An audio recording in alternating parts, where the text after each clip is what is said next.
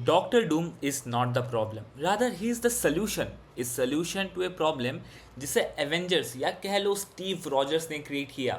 आज मैं बात करने वाला हूँ कि कैसे स्टीव रॉजर्स की केयरलेस एक्शंस की वजह से एक के बाद एक चेन रिएक्शंस क्रिएट हुए और कैसे डूम एक काइंड हार्टेड इंसान से रूथलेस बन गया। और हैरान मत होना क्योंकि वीडियो के एंड तक तुम रियलाइज करोगे कि doctor doom is the one and only solution. तुमने कभी सोचा है कि स्टीव रॉजर्स एंड गेम के बाद गया किधर? I mean he was suppose to place the all the infinity stones back at the exact same place, right, and at the exact same moment. लेकिन जैसे हम सोच रहे हैं, क्या ये सच में पॉसिबल था? The answer is not that simple. End game तक चीज़ें काफ़ी स्ट्रेट फॉरवर्ड थी। हमें पता था कि कौन कब और कैसे आने वाला है। अगर कोई उस वक्त वहाँ नहीं है तो वो कहाँ है। डैडी थैनोस का मोटिव यूनिवर्स को डिस्ट्रॉय करना नहीं बल्कि क्लीन करना था। उसके लिए उसे सारे इन्फिनिटी स्टोन्स की ज़रूरत थी। टिल नाउ हमें ये पता था कि थैनोस ने इन्फिनिटी स्टोन्स को अपने ही टाइमलाइन में हासिल किया है और उसने एक बार नहीं बल्कि 2 बार उसे यूज़ कर चुका है, जिससे स्टोन अब एटम्स के फॉर्म में गायब हो चुके हैं। बट जब एवेंजर्स को हुई चीज़ों को बदलना था तो उनको भी ज़रूरत थी इन्फिनिटी स्टोन। तो उन्होंने क्वांटम रियल्म का यूज़ करके टाइम मशीन बनाई और सारी स्टोन्स को हासिल किया। ये तो हो गई स्टोन्स को लाने की बात। बट आफ्टर एंड गेम उनको ये वापस रखना भी तो था। बट एंड गेम के दौरान स्मार्ट हल्क ने एक इंपॉर्टेंट बात कही थी। अगर प्रेजेंट से पास्ट में कोई जाता है तो वो पास्ट ऑटोमेटिकली उसका न्यू फ्यूचर बन जाएगा। पास्ट में जाकर तुम अपनी ओरिजिनल टाइमलाइन को सिंपली रीराइट नहीं कर सकते। जो हो गया सो हो गया। जिस मोमेंट तुम पास्ट में जाते हो तुम्हारा एक्शंस की वजह से एक न्यू ऑल्टरनेट फ्यूचर तैयार हो जाता है, यानी एक ब्रांच्ड टाइमलाइन क्रिएट हो जाता है। जब हल्क टाइम स्टोन लेने गया था, एंशिएंट वन ने भी एक्सप्लेन यही किया था कि पास्ट में किया गया एक्शंस टाइमलाइन को एक डिफरेंट डायरेक्शंस दे सकता है, लेकिन उस एक्शन का इम्पैक्ट कहीं और भी हो सकता है। तब ब्रूस बैनर ने एक सोल्यूशन दिया। अगर हम इन्फिनिटी स्टोन्स को एग्जैक्टली उसी मोमेंट पर उसी जगह वापस रख दे तो शायद ये चीज़ें हो ही ना। बेसिकली हल्क वाज सजेस्टिंग कि जो 2 कदम तुम आगे बढ़ाओगे वही 2 कदम तुम एग्जैक्टली पीछे भी करोगे उसी एग्जैक्ट मोमेंट पे, which is not really possible. After Endgame things gets complicated, like really complicated. तुम्हें याद होगा कि लोकी एवेंजर से टेसरेट लेके भाग गया था और उसके बाद हमें मिली पूरी Loki series. He who remains चाहता था कि लोकी इवेंचुअली उसकी पोजीशन ले ले और सेक्रेट टाइमलाइन को ओवरसी करे। टीवी का काम था ब्रांचिंग टाइमलाइंस को कंट्रोल में रखना। जैसे ही कोई ब्रांच क्रिएट होती है टीवी उस ब्रांच को प्रून कर देती है। टेम्पोरल लूम उस ब्रांच रियलिटी को रॉ टेम्पोरल एनर्जी के थ्रू दोबारा सेक्रेट टाइमलाइन के स्ट्रक्चर में बाइंड करता था। और इसका मतलब ये नहीं कि ब्रांचेस बनती नहीं या कभी बनेगी नहीं, ब्रांचेस बनती थी और बनती रहेंगी। टीवी का काम बस उन्हें कंट्रोल करना था। लेकिन यहाँ एक फेल सेफ भी है। अगर ब्रांचेस की नंबर एक सर्टेन लिमिट से ज़्यादा हो जाए तो टेम्पोरल लूम ओवरलोड हो जाता है और डिस्ट्रॉय हो जाता है। और यही हम लोकी सीजन 2 के फिनाले में देखते हैं, जहां लोकी अपनी पावर्स के थ्रू सारी टाइमलाइंस को साइमल्टेनियसली होल्ड करता है अपने हाथों से। लेकिन प्रॉब्लम क्या है? प्रॉब्लम यह है कि पहले टेम्पोरल लूम सिर्फ टाइमलाइंस को होल्ड नहीं करता था, वो एक फनल की तरह काम करता था जो एक्टिवली ब्रांचिंग टाइमलाइंस को डिस्ट्रॉय भी कर देता है ताकि सीक्रेट टाइमलाइन इंटैक्ट रहे। लोकी ऑन द अदर हैंड एक रूट की तरह काम कर रहा है। वो अपने मैजिक से पूरे मल्टीवर्स को जिंदा रखा है, लेकिन उस पर होने वाले एक्शंस को कंट्रोल नहीं कर सकता। और यही अलाउ करता है मल्टीवर्स को पोटेंशियली इनफाइनाइट लेवल तक ग्रो करने के लिए। और जब एक कन्फाइंड कॉस्मिक स्पेस में एक्सपोनेंशियली ग्रोइंग रियलिटीज़ एग्जिस्ट करती रहेंगी, इवेंचुअली वो एक दूसरे को अफेक्ट या कह लो कि डिस्ट्रॉय करना शुरू कर देंगी। और इसी का डायरेक्ट इम्पैक्ट पड़ा है डॉक्टर डूम और उसकी ज़िंदगी पर। अब मैं एक्सप्लेन करूँगा वो मेजर इम्पैक्ट्स जो हमने एमसीयू में देखे हैं और शायद डायरेक्टली कनेक्टेड हो डॉक्टर डूम से। द रियलिटी स्टोन प्रॉब्लम हमें बता है कि एंड गेम के एंड में स्टीव रॉजर्स इन्फिनिटी स्टोन्स को उनकी रेस्पेक्टिव टाइमलाइंस में वापस ले जाता है। मान लो सबसे पहले वो ईथर यानी रियलिटी स्टोन को एसगार्ड वापस करने जाता है। लेकिन एक प्रॉब्लम है, ईथर कभी भी टेक्निकली एक स्टोन था ही नहीं। वो लिक्विड के सब्सटेंस में था जो एक कंटेनमेंट यूनिट के अंदर था। बाद में मैलेकिथ ने उसे एक्सट्रैक्ट करके रियलिटी स्टोन का फॉर्म दिया।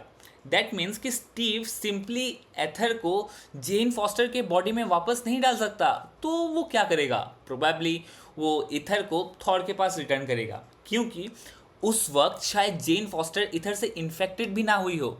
और अगर ऐसा होता है तो पॉसिबिलिटीज काफ़ी क्रेजी है। हो सकता है मैलेकिथ के हाथ कभी इथर लगे ही ना।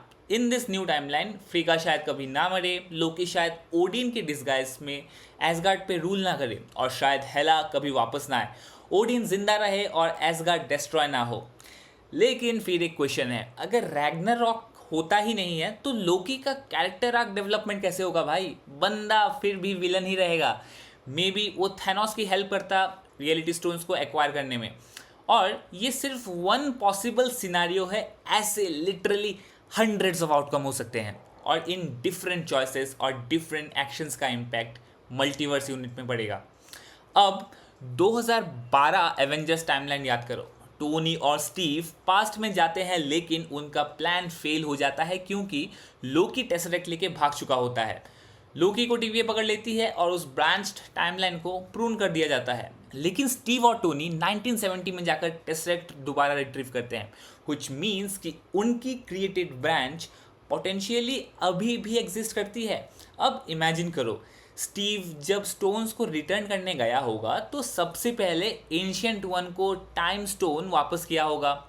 टाइम स्टोन मिलने के बाद एंशिएंट वन शायद डॉक्टर स्ट्रेंज को कंप्लीटली डिफरेंट सर्कमस्टेंसेस में ट्रेन करे, और मे बी इस ऑल्टरनेट रियलिटी में डॉक्टर स्ट्रेंज का एक वर्जन स्ट्रेंज सुप्रीम बन जाता, क्योंकि हम ऑलरेडी देख चुके हैं कि डिफरेंट रियलिटीज़ में डॉक्टर स्ट्रेंज का वर्जन कितने डेंजरस हो सकते हैं। The Mind Stone problem. अब माइंडस्टोन के साथ था वो एलिवेटर वाली सीन, याद है ना, जहाँ पे स्टीव को पता चलता है कि शील्ड के अंदर हाइड्रा इन्फिल्ट्रेट कर लिया है। तो अगर स्टीव को ऑलरेडी पता है कि शील्ड में हाइड्रा है, ऑब्वियसली वो माइंडस्टोन को उसी सीक्वेंस में रिटर्न तो नहीं करेगा। निक फ्यूरी नहीं, बिकॉज निक फ्यूरी शील्ड का ही पार्ट है ना। सो स्टीव को पता है कि हाइड्रा शील्ड के अंदर है, तो मे बी वो माइंडस्टोन को किसी और तरीके से रिटर्न करे। और अगर माइंडस्टोन दोबारा टोनी स्टार्क के हाथ में जाता है तो टोनी ऑब्वियसली उसे लॉकर में तो नहीं रखेगा, he will experiment with it, and फिर may be another version of Ultron which might cause a evil version of Vision. लेकिन ये तो कुछ भी नहीं है। असली मैसअप 2014 वाली टाइमलाइन में करेगा Steve Rogers. Avengers power stone को पीटर क्विल के हाथ में लगने से पहले ही एक्वायर कर लेते हैं। अब इमेजिन करो, स्टीव पावर स्टोन को मोरेक पर वापस कर देता है। पीटर क्विल शायद रेवेंजर्स को कभी बिट्रे ही ना करे, वो अरेस्ट ही ना हो, रॉकेट, ग्रूट और ड्रैक्स कभी मिले ही ना, नेब्यूला शायद किसी और सिचुएशन में मर जाए, गमोरा का फ्यूचर कंप्लीटली डिफरेंट हो जाए। और अगर पावर स्टोन को मोरेक पर वापस रख दिया गया तो रेवेंजर्स उसे कलेक्ट कर सकते हैं, मे बी उसे रोनन को सेल कर सकते हैं, और अगर पावर स्टोन रोनन के हाथ में लग गई, ज़ेंडार इज डन। क्विल और गार्जियंस की टीम कभी पावर स्टोन के अराउंड यूनाइट ही नहीं हो पाएगी, और फिर ईगो को पीटर क्विल मिलता ही नहीं। Literally guardians of the Galaxy की टीम शायद कभी बनती ही नहीं। लेकिन स्टीव की ट्रिप का सबसे ट्विस्टेड पार्ट था सोल स्टोन को रिटर्न करना। सोल स्टोन को रिटर्न करना। तुमने देखा ही होगा, ब्लैक विडो ने वॉर्मिर पर खुद को सैक्रिफाइस किया और तब स्टोन उसे मिला। दैट मीन्स कि सोल स्टोन किसी कंटेनर में स्टोर्ड नहीं है, तुम्हें सोल स्टोन को पाने के लिए सैक्रिफाइस करना पड़ता है। लेकिन अब स्टीव इसे रिटर्न करने गया है। अगर स्टीव रेड स्कल को सोल स्टोन वापस कर भी देता है, things aren't going to be simply reset, because Black Widow is already dead. Soul stone वापस करने से नताशा की सैक्रिफाइस अंडू नहीं होती है, and without this scenario they achieve nothing by returning the infinity stones. और फिर स्टीव का फाइनल डेस्टिनेशन होता है 1970, जहां वो पैगी कार्टर के साथ लाइफ स्पेंड करने का सबसे बड़ा गलत डिसीजन लेता है। वॉर्मिर पर रेड स्कल ने स्टीव को डेफिनेटली वार्न किया होगा द कॉन्सिक्वेंसेस जो वो लाने वाले हैं इस पूरे मल्टीवर्स पर। फिर भी स्टीव 1970 में स्टे करने का डिसीजन लेता है, and that could be the biggest and that is the biggest mistake he ever does. उसे लगा कि बस स्टोन्स को उनकी जगह पर वापस रख देने से सब कुछ फिक्स हो जाएगा, but it does not. Steve वहाँ रहकर नेचुरल फ्लो ऑफ टाइम को ब्रेक करता है। स्टीव और पेगी कार्टर अपनी ज़िंदगी वही 1970 में बिताती है और उन दोनों का एक बच्चा होता है जिसे सीक्रेट टाइमलाइन में एग्जिस्ट ही नहीं करना चाहिए, और यही से एक massive cosmic ripple effect create हो सकता है, क्योंकि लोकी वहाँ पर मल्टीवर्स को अपने दोनों हाथों से होल्ड करके बैठा है, allowing this realities to continue to grow. Steve का एक डिसीजन एक ऐसी रियलिटी को परमानेंटली ऑल्टर कर सकता है जो एग्जिस्ट ही नहीं करती, और इसी रिपल इफेक्ट का एक पॉसिबल कॉन्सिक्वेंसेस हो सकता है डॉक्टर डूम की फैमिली। मे बी डूम ने अपना फैमिली इसी वजह खोया हो, मे बी उसकी एंटायर रियलिटी कोलैप्स हुई हो, और इसीलिए ट्रेलर में डूम कहता है you are all living a stolen life. Technically he could be right. हमने ट्रेलर में जो कुछ देखा है उससे इतना तो क्लियर है कि डूम के लिए दिस इज़ पर्सनल, और अगर बैटलफील्ड क्रिएट करना उसके लिए मल्टीवर्स के कोलैप्स को प्रिवेंट करने का एक तरीका है, तो मे बी डूम विलन ही नहीं है। In fact Doom is trying to save whatever is left. Maybe he is not the problem and Dr. Doom is the solution to the problem that Avengers themselves created. So ये video को मैं यही तक रखता हूँ। I hope you enjoyed it. अगर enjoy किया है तो इसे अपने मार्वल फ्रेंड्स के साथ ज़रूर शेयर करना। बाय।